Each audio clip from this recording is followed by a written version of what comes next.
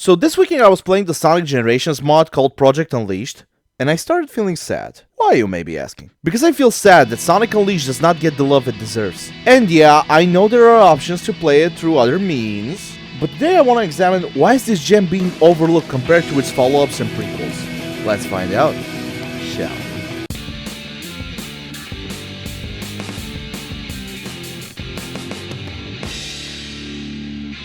Before we begin, make sure to subscribe and turn on the notification bell in order for you to decide what you watch and not YouTube. Before we talk about Unleashed, we need to talk about its predecessor, Sonic the Hedgehog, or Sonic 06, as it's more commonly known. It's become a legend at this point this game is bad. Sonic kisses a human girl in it, it's glitchy, blah blah blah. But I want to say one thing to those people. Sonic 06 does have its problems, but you can't deny that it has a lot of character also, and I can't recommend enough you go and play Project 06. Some mistakes can be unmade, sure, but it's a fun combination of the Adventure series formula. Suffice it to say, Sega was burned hard by the reception of the game, and wanted to fix their reputation for the next Sonic outing.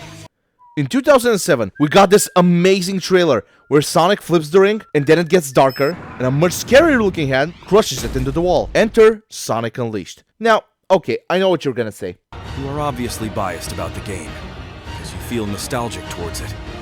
Let me tell you something, my friend. Yes, you are right. But you are also wrong. Sonic Unleashed for me is one of those games that is split right in the middle, where the highs is so high, but the lows are so low. On the one hand, 80% of the daytime stages are some of the best in the entire franchise. Plus, some of the Hedgehog levels are really fun, especially when you max them out. On the other hand though, it has some of the weirdest difficulty spikes I've ever seen, and it can be unfair at times. Oh, and also Eggman Land. But overall, if I have to give the game a score, it would be a 7. Which is not a bad score, mind you, as some websites would have you believe. Speaking of some websites, let's take a look at some of the reviews at the time. There's one thing you should know about Sonic Unleashed before spending your hard-earned money on it. It's a big piece of garbage. Big piece of garbage. Okay, I can explain this. I'm 110% sure that this guy was on drugs while writing the review of this game. Let me examine this masterful gameplay. That makes any sense to me. Pretty much every decision made for this game, How did you push the wrong buttons? you might actually think to yourself, wow, this is what a current-gen Sonic game should be.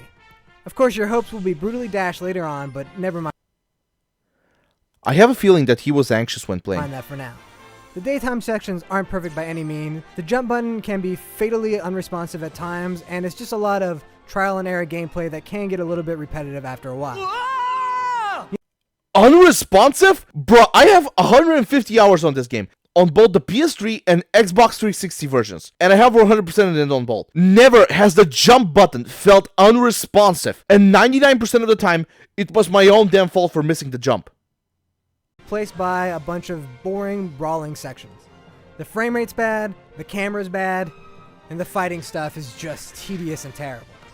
As a Hedgehog, you go around beating the crap out of stuff and performing a bunch of really bad platforming sections. Okay, in this moment I'm gonna play devil's advocate a bit. For me, the main problem with the Hedgehog would be that the camera can be at a weird angle at times, and that when you take damage from a shockwave, for example, you don't have at least some invincibility frames to get back up, and you can get staggered pretty easily. Yes, the fight music can be annoying, but that's nitpicking at best.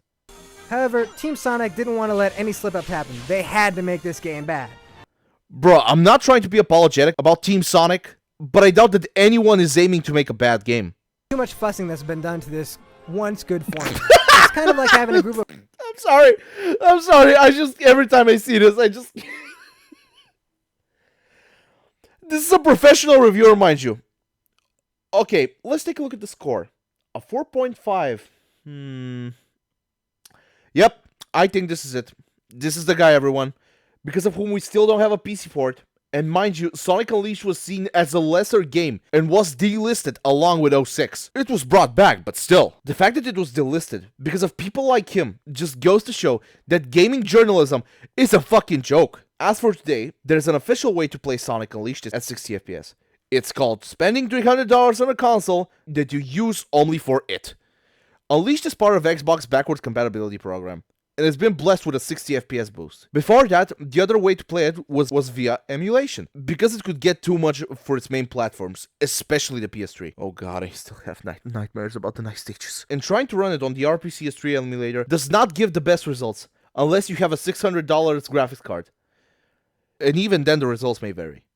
On the 360 emulator, however, it's nearly playable from start to finish. However, it still has some problems to it. But there is still hope. I think Sega is listening to the feedback that the game has a big following, and in the coming years, we'll probably see a port of it, but for now, only time will tell. I would like to thank you for watching. Make sure to subscribe and turn on the notification bell in order for you to decide what you watch and not YouTube.